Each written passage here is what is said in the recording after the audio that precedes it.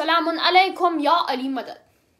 Tonight is my fourth lecture of the series of the companions of Imam Ali. On last Tuesday, if you remember, we spoke about Zaid Ibn Sohan. But tonight, we will discuss about his brother, who is Zaid Ibn Sohan. Zaid Ibn Sohan was among the hard bearers of Imam Ali, who invited the people of Kufa to support Imam Ali in the battles. In the battle, he was actually the flag holder of the tribe of Abdul Qais, and he was also murdered in a battle. Some sources mention him as the companion of the Rasul, the companion of the Prophet. Zaid ibn Sohan was among the martyrdoms that took place in the Battle of Jamal. Zaid ibn Sohan was murdered in the Battle of Jamal among some other companions of Imam Ali. But now, let's give a brief introduction about Zaid ibn Sohan and his status. Let's begin by Zaid ibn Sohan when he was in Kufa. Zaid ibn Sohan was among the people of Kufa who were exiled to Syria by the orders of Osman, who was the third caliph of the Muslim Ummah. However, because of his very important conversation he had with Muawiyah, he was allowed to return all the way to Kufa. Zaid was actually among the companions of Imam Ali and transmitted hadiths from Imam Ali. About Zaid, Imam Ali said, "O Zaid, God bless you that your costs were low while you were beneficials." This is Imam Ali saying for Zaid ibn Sohan.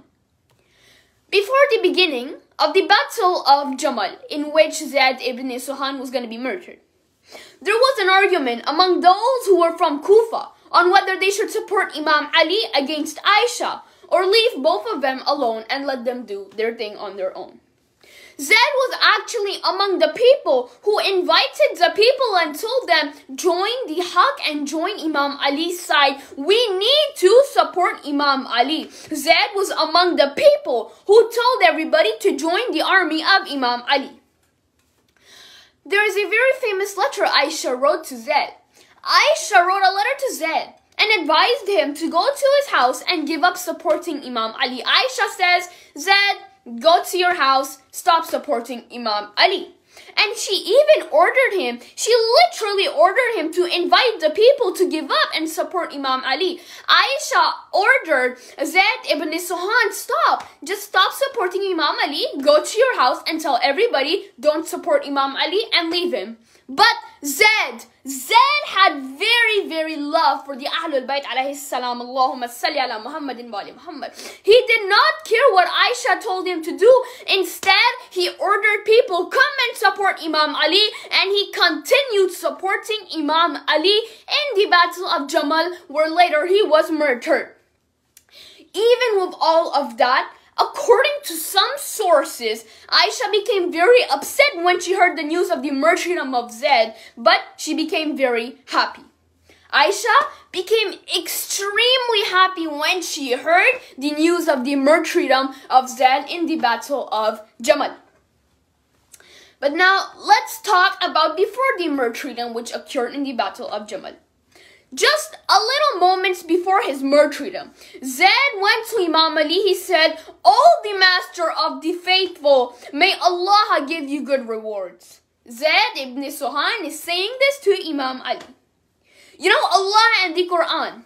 You know Allah and the Quran, and your whole spirit is full of Allah. By Allah, I swear that I did not rush to help you out of ignorance. This is what Imam Ali replied to him. Basically, Imam Ali is saying, Allah forgives everybody. You know that. And that is why Allah helped you and helped you come out of the ignorance. Imam Ali replied to Zaid ibn Sohan. Zaid continued and referred to the ceremony of Ghadir and mentioned it in an argument for his actions. Zaid was there and supported the events of Ghadir and talked about it. Zaid is considered among the ascetics of his time. He is considered among an ascetics of his time. He is also mentioned among the Abdal, which means an expression in Islamic mystemes, which refers to the very sincere servant of God. This is what the title Abdal means. Zaid practiced fasting most of the days and spent all his night in worship. Zaid was murdered in the Battle of Jamal. As I have said, Zaid was murdered in the Battle of Jamal. He made a will that they do not clean the blood off his face. He said, "Do not clean the blood off my face. Do not take my clothes off before the burial. Leave me in these clothes full of blood. Do not remove the blood off my face, so that when I get waken up on the day of judgment, I will be wearing those clothes." This was the will of Zaid Ibn Sohan. Please recite aloud salawat. Allahumma salli ala Muhammadin wa ali Muhammad. If we go near the mosque of Sahla, and actually near the mosque of Sasa bin Sohan, there is a mosque called the Mosque of Zaid Ibn Sohan. As you know, Sasa ibn Sohan and Zaid ibn Sohan are two brothers, which is among the oldest mosques of Kufa. The Mosque of Zaid ibn Sohan is one of the oldest mosques we can find in Kufa. It has been repaired and reconstructed several times, and in the books of supplications, some practices are recommended to be done over there at the Mosque of Zaid ibn Sohan. There are some practices told to be performed at the Mosque of Zaid ibn Sohan. Whenever we get the chance to visit the Mosque of Zaid ibn Sohan, we should always say 2 rakats of prayers in the mosque, and then open one hand and recite the supplication recited by Zaid ibn Sohan in his nights and his prayers. This is what we are told to do. These are the actions we are told to do when we are visiting the grave of Zaid ibn Sohan. These are certain practices we are told to do and to recite. I pray to Allah sallallahu alayhi wa sallam and Mawla alayhi salam to give us tawfiq to visit for ziyarat of Karbala and Najaf, so we can visit the mosque of Sahla, which will be the residence of our 12th Imam, Imam Mehdi alayhi salam. Allahumma salli ala Muhammadin wa ali Muhammad. And I pray to Allah that He gives us tawfiq to visit the mosque of Zaid ibn Sohan. Allahumma salli ala Muhammadin wa ali Muhammad.